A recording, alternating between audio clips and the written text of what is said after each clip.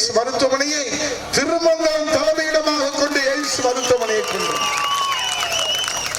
அதே போல திருமங்கலத்திலே கோட்டாட்சியர் அலுவலகம், வட்டாட்சியர் அலுவலகம், இன்னைக்கு திருமங்கலத்தை தலைமையிடமாக கொண்டுதான் கொல்லம் கேரளாவதை 4 வழி சாலை, செவரக்கோட்டையிலே 4 வழி சாலையிலே மேம்பாலம், இன்னைக்கு கள்ளிக்குடியிலே மேம்பாலம், செவரக்கோட்டையிலே பொன் விளைகிற பூமியாக இருக்கிற அந்த விளைகிற பூமியை இன்றைக்கு திமுக அரசு கையகப்படுத்துகிற போது நான் வருவாய்த்துறை அமைச்சராக சொன்னேன், என்னை ஆதரியுங்கள், இந்த அரசாணையை ரத்து செய்ய முடியுமா என்று கேட்டார்கள். சுப்ரீம் கோர்ட் வரை சென்றார்கள். செவரக்கோட்டையிலே அந்த தொழில்பேட்டைக்கான நிலம் வைத்திருந்தவர்கள் இன்றைக்கு ஒரு திருமண நிகழ்வுக்கு கூட அடமானம் வைக்க கூட முடியாது. ஆனால் புரட்சி தமிழர் ஐயா எடப்பாடியார் அவருடைய கவனத்திற்கு கொண்டு சென்று செவரக்கோட்டை மண்ணின் மைந்தர்களுக்கு அந்த நிலம் சொந்தம் என்று நாங்கள் அந்த ஜிஓவை அரசாணையை ரத்து செய்தோம். பிரியதர்ஷினி முரளி அவர்கள் சொன்னார்கள், அப்பா நமக்கு வாக்களித்து நம்மளை வாழ வைத்த தெய்வங்கள் உணவுப் பொருள் கிடைக்காமல் அங்கே தவித்துக் கொண்டிருக்கிறார்கள், உடனடியாக ஏற்பாடு செய்யுங்கள் என்று சொல்லுகிற போது எங்களை வாழ வைக்கிற தெய்வங்களே, நாங்கள் உங்களிடத்திலே அணுகுகிற போது நீங்க ரெட்டலைக்கு ஓட்டு போட்டீங்களா, ரெட்டலைக்கு ஓட்டு போடுவீங்களா, நீங்க அதிமுகவா என்று கேட்கவில்லை. தெய்வங்களே, 1,10,000 குடும்பங்கள் திருமங்கலத்திலே இருந்தார்கள். அத்தனை பேர்களுக்கும் வீடு வீடாக மனித நேயத்தின் அடிப்படையோடு அரிசி தோப்பு, காய்கறி தோப்பு, கலசர குடிநீர் அத்தனையும் கொடுத்தது உதயகுமார் சாதனையாக சொல்லவில்லை. ஒரு துன்பம் என்று சொன்னார், துயரம் என்று சொன்னார், ஓடி ஓடி வந்து கண்ணீரை துடைப்பவர்கள் அம்மாவின் பிள்ளைகள். நான் வேணா சவால் என்று கேட்கிறேன், இந்த 14 பேர்ல யாராவது ஒருத்தர் வந்து உங்களுக்கு ஆறுதல் சொல்லியிருந்தா இந்த போட்டி வந்து உதயகுமார் விலகிக் கொள்கிறேன். யாராவது ஒருவர் எந்த கட்சியாக இருக்கட்டும், தேர்தலுக்காக வந்து மற்றும் பார்த்தா மக்கள் ஏமாற மாட்டாங்க. தங்கங்களே, சிங்கங்களே, தேவைக்காக வருபவர்களை ஒதுக்கிவிட்டு சேவைக்காக வருகிற அம்மாவின் பிள்ளைகளை நீங்கள் ஆதரிக்க வேண்டும். எல்லாம் தேர்தல் நேரத்தில் வருவாங்க, போயிருவாங்க. ஆனா நாங்க 10 வருஷமா உங்களுக்காக உழைச்சிருக்கோம். என் தெய்வங்களே, திட்டங்களை கொண்டு வந்திருக்கிறோம். 435 வருவாய் கிராமம், 116 ஊராட்சி. இந்த 14 பேரையும் நான் சவால் விட்டு சொல்லுகிறேன், ஏட்டையை போட்டியிடுகிறவர்களை எதிர்த்து போட்டியிடுகிறவர்களே, இந்த 435 வருவாய் கிராமங்களுக்கும் யாராவது ஒருத்தர் முழுமையா போயிருந்தா இந்த உதயகுமார் போட்டி வந்து விளைவிக்கிறாங்க. 116 ஊராட்சிக்கு போயிருந்தா இந்த உதயகுமார் போட்டி வந்து விளைவிக்கிறேன். ஒவ்வொரு கிராமத்திற்கும் 435 கிராமத்திற்கும் இங்க இருப்பவர்களை சாட்சி குறைந்தபட்சம் 25 முறை வந்திருக்கிறேன். மக்களுக்கு சேவைக்காக வந்திருக்கிறேன், தேர்தலுக்காக வருபவர் அல்ல உங்கள் வீட்டு பிள்ளை உதயகுமார். 4ஆம் தேதி தேர்தல் தீர்ப்பு இருக்கிறது. 4ஆம் தேதி வருவேன், வெற்றியை உங்க பாதங்களிலே காணிக்கையாக்குவேன், பரிசு பொருளை உங்கள் கைகளிலே ஒப்படைக்க அந்த வாய்ப்பை எனக்கு வழங்கும். ஆண்டவன் சாட்சியா நாங்க எந்த வேறுபாடும் பார்ப்பதில்லை. இந்த பச்சை குழந்தைகள் எங்களுக்கு என்ன ஓட்டா போட போறாங்க, அவங்க வந்து லைன்ல நின்றா கூட அவங்களுடைய முகத்திலையும் புன்சிரிப்பை பார்ப்பதுதான் சேவையுடைய இலக்கணம். எடப்பாடியார் 4ஆம் தேதி முதலமைச்சரான நாங்கெல்லாம் பக்கத்தில் இருப்போம்ல, முதல் கையெழுத்து தமிழ்நாட்டில் இருக்கக்கூடிய 2,18,00,000 குடும்பங்களுக்கும் 10,000 ரூபாய் வங்கி கணக்கில் வர வைக்கிறோம். முதல் சின்னம், முதல் சின்னம், முதல் பட்டம். போடுங்கம்மா ஓட்டு, போடுங்க தெய்வமே ஓட்டு, போடுங்க கடவுளே ஓட்டு, போடுங்க சாமி ஓட்டு, போடுங்க சாமி ஓட்டு. 50,000 ஓட்டு அப்படியே ஒரு கோவை போடுங்க பார்க்கலாம். நன்றி நன்றி நன்றி. நம்முடைய அருமை அண்ணன் அவர்கள் ஆதி நாராயண தேவர் அவர்கள் இப்போது இரட்டை இலை சின்னத்திலே ஆதரித்து தேசிய ஜனநாயக கூட்டணியிலே தேர்தல் பரப்புரை மேற்கொள்வார்கள். அனைவருக்கும் வணக்கம். 15 வேட்பாளர்கள் திருமங்கலத்தில் தொகுதியில போட்டி போடுறாங்க. அதுல போட்டின்றது பாத்தீங்கன்னா ரெட்டலைக்கும் உதயசூரியனுக்கு மட்டும்தான். உதயசூரியன் ஏன் வேணாம், ரெட்டலை ஏன் வேணும் அப்படின்றத பத்தி மட்டும் நான் பேசுறேன். மற்றதெல்லாமே எல்லாம் அண்ணன் அவங்க பேசிட்டாங்க.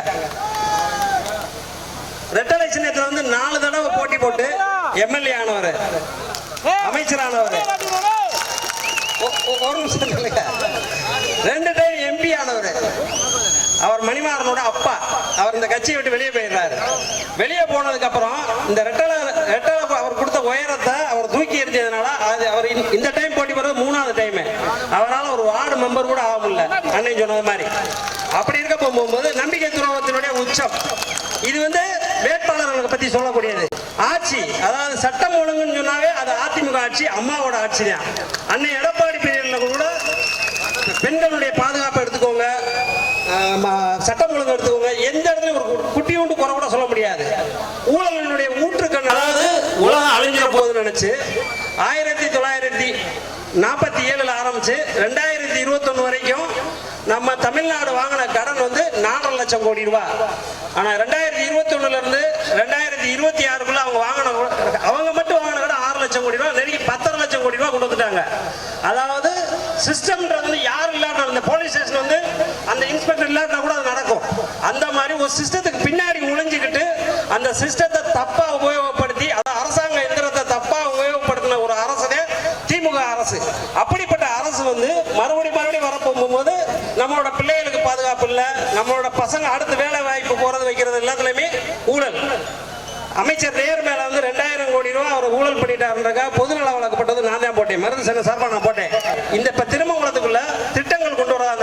இப்ப நீங்க ஓட்டு போட போறது 23 இருந்து 26 வரைக்கும் 5 வருஷம் அண்ணன் எம்எல்ஏ. ஆனா நிர்வாகம் பண்ற போது அவர் தான் பண்றாரு. அந்த நிர்வாகத்துல ஏதேனும் ஒரு டெவலப்மெண்ட் காமிங்க. அவர் எனக்கு தெரிஞ்சு அன்னை மணிமாறன் பிச்சைக்காரனை தவிர்த்து மற்ற எல்லாத்தையும் கடை கட்டுக்கிட்டு இருக்காரு.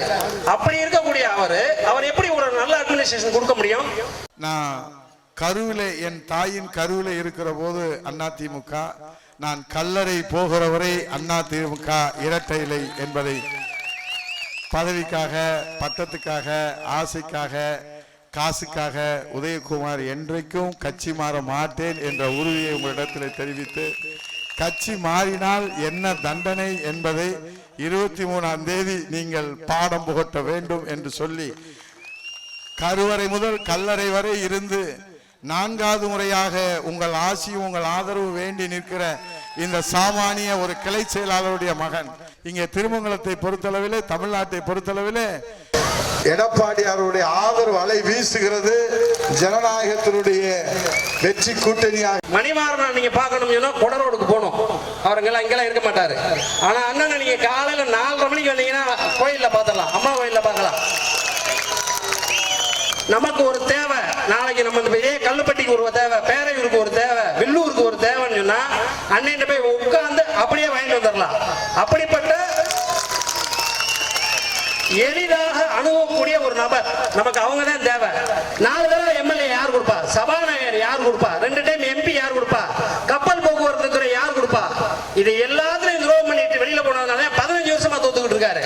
அந்த ஜெயிக்க வைக்கிறது பெரிய ஓட்டு வித்தியாசத்துல ஜெயிக்க வைக்கணும். மத்திய அரசு, அதாவது இணக்கமான சூழ்நிலை மேல உள்ள அரசாங்கத்தோட இருக்கக்கூடிய ஆளுகளால நம்மளுக்கு தேவையான நன்மைகளை கொண்டு வர முடியும். இப்ப இந்த திருமங்கலம் தொகுதிக்கு ஒரு நன்மையை கொண்டு வரணும்னா மணிமாறனால என்ன கொண்டு வர முடிஞ்சிச்சு? அவங்க அரசாங்கத்தை நடந்துச்சு, ஒண்ணுமே கிடையாது. இதுவே நம்ம அரசாங்கமா இருந்துச்சுன்னா எல்லாமே நடந்திருக்கும். மத்திய அரசு நம்ம தமிழ்நாட்டுக்கு தேவையான எல்லா உதவியும் செய்யணும் சொன்னா அண்ணன் எடப்பாடி தலைமையில ரெட்டலையினுடைய ஆட்சி மலரணும். அதுக்கு திருமங்கலத்துல அன்னை ஆர்பி உதயகுமார் எம்எல்ஏ ஆகணும். அவர் அமைச்சர். புரட்சி தலைவர் எம்ஜிஆர், புரட்சி தலைவி அம்மா இரு பெரு தெய்வங்களை வணங்கி மிக விரைவில் முதலமைச்சராக இருக்கும் எடப்பாடி அவர்களின் நல்ல ஆசையுடனும் இங்கு கூடி இருக்கும் என் ரத்த சொந்தங்களுக்கு முதல் வணக்கம். வருகின்ற 23ஆம் தேதி வியாழக்கிழமை நீங்கள் அனைவரும் இரட்டைக்கு வாக்களித்து நமது வெற்றி வேட்பாளர் ஆர்பி உதயகுமார் அவர்களுக்கு நீங்கள் உங்கள் வீட்டு பிள்ளை, நீங்கள் பெற்றெடுக்காத பிள்ளை, உங்களுக்கு சகோதரர், உங்களுக்கு பாதுகாவலா இருக்கும் என் தந்தைக்கு இரட்டலையிலே வாக்களித்து மாபெரும் வெற்றி பெற செய்ய வேண்டும். உங்களுக்காகவே தன் முழு வாழ்க்கையை அர்ப்பணித்த என் தந்தைக்கு இந்த முறையும் இரட்டலைக்கு வாக்களித்து மாபெரும் வெற்றி பெற செய்ய வேண்டும். போடுங்கம்மா ஓட்டு, போடுங்க தெய்வமே ஓட்டு. பெண்களின் பாதுகாப்பான சின்னம், ஏழைகளின் பாதுகாப்பான சின்னம். நன்றி, வணக்கம். உங்களுடைய ஆரவாரத்தையும் ஆதரவையும் பார்த்து சூரியனை காணவில்லை, இரட்டை இலை தான் இங்கே வாழ்ந்தது. இன்னும் 2 நாளில் எடப்பாடியார் முதலமைச்சராக கோட்டையில் அமர்கிற அந்த பொன்னான நாள் தேசிய ஜனநாயக கூட்டணிக்கு தலைமை தாங்குகிற நம்முடைய அனைத்து இந்திய அண்ணா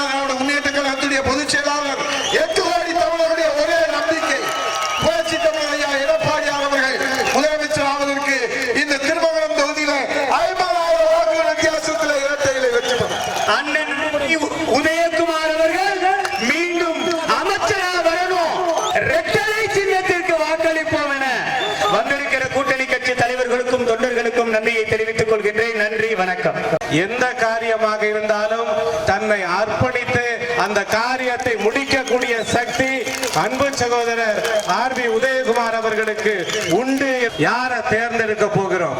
திருமங்கலம் தொகுதியில சந்தேகமே இல்லாமல் மக்கள் தேவையை பூர்த்தி செய்யக்கூடிய வகையிலே ஒரே நபர் அன்பு சகோதரர் ஆர்பி உதயகுமார் அவர்களுக்கு இரட்டை இலை சின்னத்தில் நீங்கள் வாக்களிக்க வேண்டும்.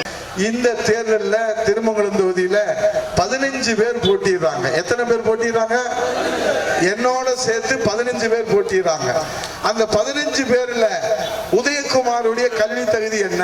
பட்டப்படிப்பு படித்து படிக்கிற காலத்திலேயே மக்கள் சேவைக்காக மாநில அரசு விருது பெற்று தலைநகர் டெல்லியிலே ராஜ்பாத்திலே குடியரசு தின அணிவகுப்பிலே ஜனாதிபதிக்கு முன்பாக அணிவகுப்பிலே நடந்து அந்த பெருமையை இந்த மண்ணுக்கு சேர்த்து 39 வயதிலே சட்டமன்றத்திலே போட்டியிடுகிற வாய்ப்பை அம்மா அவர்கள் கொடுத்து சட்டமன்றத்திற்கு வெற்றி பெற்று நான் நுழைகிற போது புரட்சி தலைவி அம்மா சொன்னார், உதயகுமார் நீ அமைச்சராகத்தான் சட்டமன்றத்திலே நுழைய வேண்டும் என்று அம்மா அவர்கள் அமைச்சராக வாய்ப்பு கொடுத்தார். இன்னும் 2 நாளில் எடப்பாடியார் முதலமைச்சராக கோட்டையில் அமர்கிற அந்த பொன்னான நாள் தேசிய ஜனநாயக கூட்டணிக்கு தலைமை தாங்குகிற நம்முடைய அனைத்து இந்திய அண்ணா திராவிட முன்னேற்ற கழகத்துடைய பொதுச் செயலாளர் 8 கோடி தமிழர்களுடைய ஒரே நம்பிக்கை புரட்சி தமிழர் ஐயா எடப்பாடியார் அவர்கள் முதலமைச்சர் ஆவதற்கு இந்த திருமங்கலம் தொகுதியில 50,000 வாக்குகள் வித்தியாசத்தில் இரட்டைகளை வெற்றி பெறும். நம்முடைய பாரதிய ஜனதா கட்சியினுடைய மாவட்ட தலைவரும் சிவலிங்கம் அவர்கள் இப்போது இரட்டை இலை சின்னத்திலே ஆதரித்து தேர்தல் பரப்புரை மேற்கொள்வார். தேர்தல் பரப்புரை கூட்டமா இல்ல வெற்றி கூட்டமான்ற அளவுக்கு திரண்டிருக்கிற தேசபக்தியும் தெய்வ பக்தியும் நிறைந்த தேசிய ஜனநாயக கூட்டணி கட்சியினுடைய தொண்டர்களே, தலைவர்களே, உங்கள் அனைவருக்கும் எனது பணிவான வணக்கம். இந்த முறை அண்ணன் ஆர்பி உதயகுமார் அவர்கள் 50,000 ஓட்டு வித்தியாசத்தில் ஜெயிக்கிறத இந்த கூட்டம் உறுதி பண்ணும். சாதாரண தலைவர் அறிவித்த வேட்பாளர் அல்ல, இந்த தேசத்தை ஆளுகிற நரேந்திர மோடியின் ஆசி பெற்ற வேட்பாளர் அண்ணன் ஆர்பி உதயகுமார் அவர்கள். என்ன பெருசா இந்த முதலமைச்சர் தப்பு பண்ணிட்டாரு? கொஞ்சம் பெண்களுக்கு பாதுகாப்பு இல்ல, போதை கலாச்சாரம்னு அக்கா பிரேமலதாவே சர்டிபிகேட் கொடுத்துட்டாங்க. இந்த ரெண்டையும் இல்லாமக்கணும்னு சொன்னா எடப்பாடி அவர்கள் முதலமைச்சர் ஆக வேண்டும். 2011 தொடங்கி 15 ஆண்டுகள் தொடர்ந்து இரட்டை இலையிலே வெற்றி பெற்று இந்த மக்களுக்கு சேவை செய்ய அரிய வாய்ப்பு. 15 ஆண்டுகள் சட்டமன்ற உறுப்பினர், 10 ஆண்டுகள் அமைச்சர், 5 ஆண்டு சட்டமன்ற எதிர்க்கட்சி துணைத் தலைவர் என்று இத்தனை வாய்ப்பை இந்த மக்கள் வழங்கி இருக்கிறார்கள். இதற்கு உதயகுமார் என்ன செய்தார்? அவர்களுக்காக தேர்தல் பரப்புரையிலே அவர்களுக்கு சில விளக்கங்கள் சொல்ல வேண்டும். ஏனென்றால் எங்களுக்கு வாக்களிக்கிற மக்கள், இரட்டை இலைக்கு வாக்களிக்கிற மக்களுக்கு நன்றாக தெரியும். ஏழசனங்களுக்கு பங்காளியா வராரு, வாரி கொடுப்பதிலே வரலாற வராரு. ஐயா ஊர்வலத்தில் ஆராத்தி எடுக்கத்த ஆகாச சூரியனே ஆசவனும் நீவாரு. சொன்ன சொல்லில் சத்தியம் அணிப்பாரு, நின்னையட நிச்சயமா ஜெயிப்பாரு. சமுத்திரமே எங்க வீதியில கை வீசி வாரத புத்தவசி ஐயா வாராரு.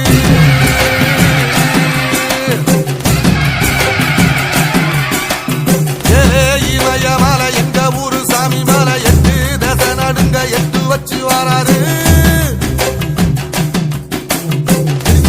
மிச வச்சு பொரிய ஒட்டு வச்சு கரிகால சோழம் போல கால் நடந்து வராரு. மனுநீதி மன்னனுக்கு மறுபுறப்ப வராரு.